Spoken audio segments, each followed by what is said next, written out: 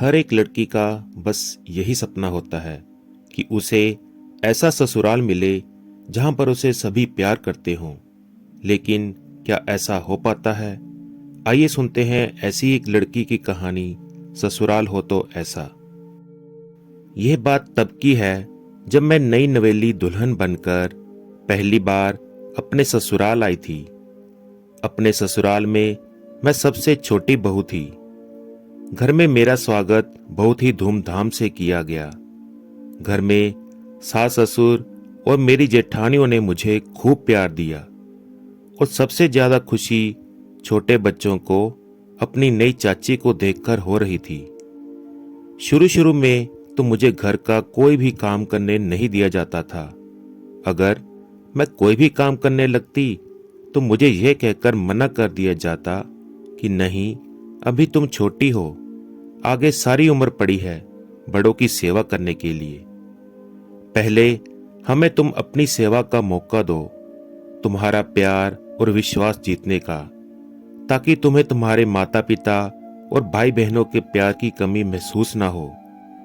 क्योंकि एक लड़की के लिए अपने माता पिता और परिवार से बिछड़ने का दर्द हम जानते हैं।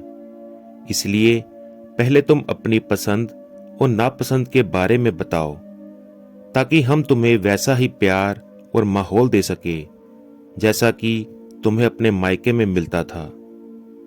इस प्रकार की बातें सुनकर और सभी का प्यार देखकर मेरी आंखें खुशी से छलक पड़ी।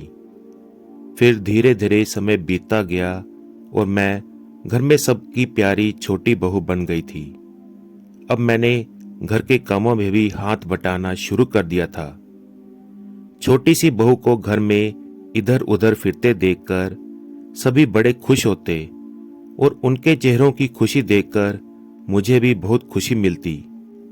घर के लोगों का प्यार देखकर मेरे मन को सुकून मिलता और ऐसा लगता जैसे मुझे स्वर्ग जैसा ससुराल मिल गया हो।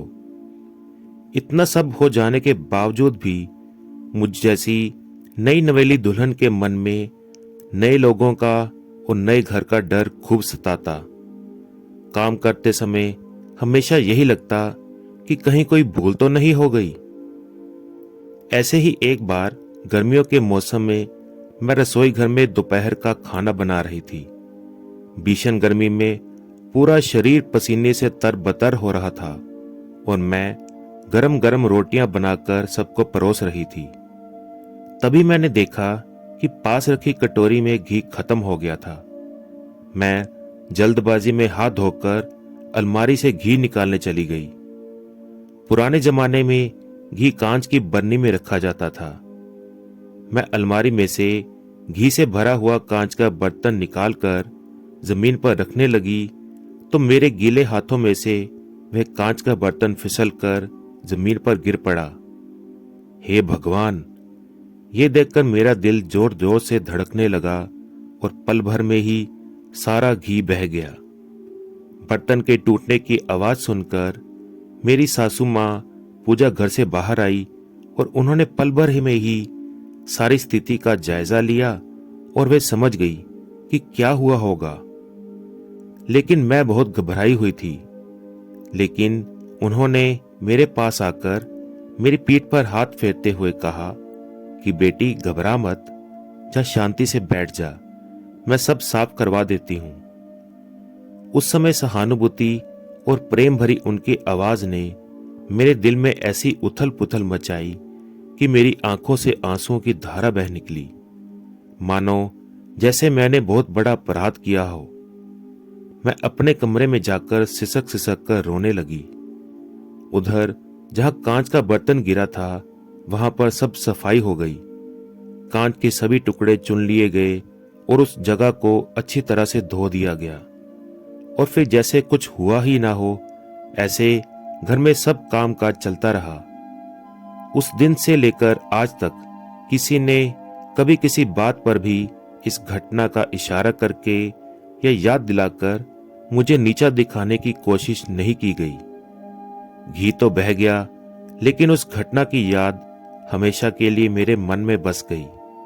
सच में मैं कितनी ही खुशनसीब हूं कि मुझे स्वर्ग जैसा ससुराल मिला। आज इस बात को बीते कितने वर्ष हो गए हैं।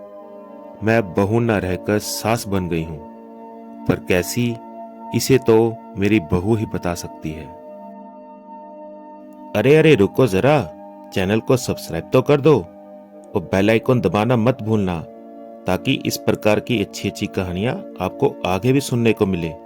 और हाँ, कहानी को लाइक करते जाना। धन्यवाद।